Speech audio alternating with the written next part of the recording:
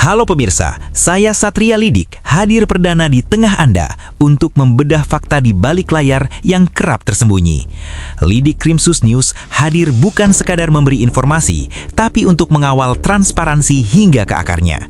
Setiap laporan adalah upaya kita bersama untuk melawan ketidakadilan. Hari ini, saya akan mengajak Anda untuk melidik pekerjaan proyek bermasalah di Konawe Utara, Provinsi Sulawesi Utara. 3,59 miliar rupiah, angka yang fantastis untuk sebuah papan nama, tapi miris untuk hasil di lapangan. Pemirsa, perhatikan baik-baik papan proyek di belakang saya ini. Ini bukan uang daun, ini APBD Konawe Utara. Tertulis jelas, pembangunan huntap korban banjir. Lokasinya di Asera, Landawe, Wiwirano. Nilai kontrak 3,594 miliar rupiah. Ingat angka itu? 3,5 miliar lebih. Siapa yang mengerjakan? Bukan kaleng-kaleng, bos. Tertulis di situ, PT Sakura Makmur Lestari. Alamatnya, Jakarta Barat.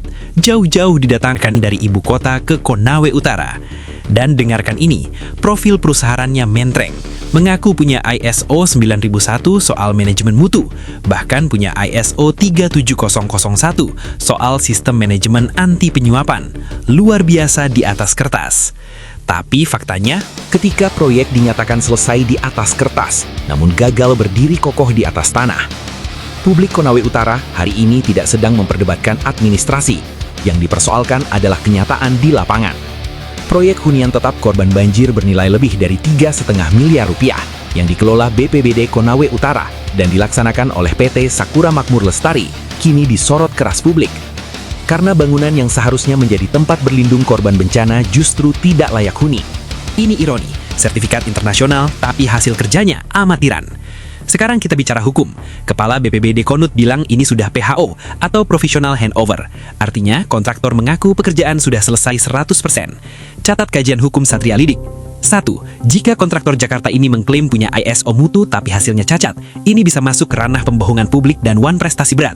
Dalam Undang-Undang Jasa Konstruksi, penyedia jasa wajib menjamin kelayakan bangunan. 2. Lihat tanggal di papan, mulai 1 November 2024, selesai 28 Juni 2025. Waktu pelaksanaan 240 hari. Kalau sekarang dibilang sudah selesai dan PHO, tapi kondisi tak sesuai harapan, patut diduga ada pengurangan volume dan markup spesifikasi demi mengejar keuntungan cepat. Ini modus klasik korupsi. 3. ISO 37001 anti penyuapan yang mereka banggakan itu harus diuji. Kejaksaan Tinggi Sultra harus masuk. Periksa aliran dananya. Apakah dana 3,5 miliar itu murni jadi bangunan atau ada cashback yang menguap ke oknum?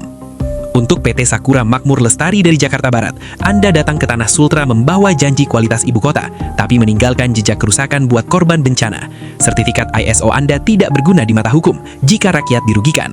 Pak Kepala BPBD, jangan berlindung di balik audit BPK nanti. Bangunan rusak di depan mata adalah bukti permulaan yang cukup. Lidik Krimsus RI Sultra tidak akan mundur. Kami punya data, kami punya bukti. Perbaiki atau penjara. Saya Satria Lidik, bongkar sampai akar.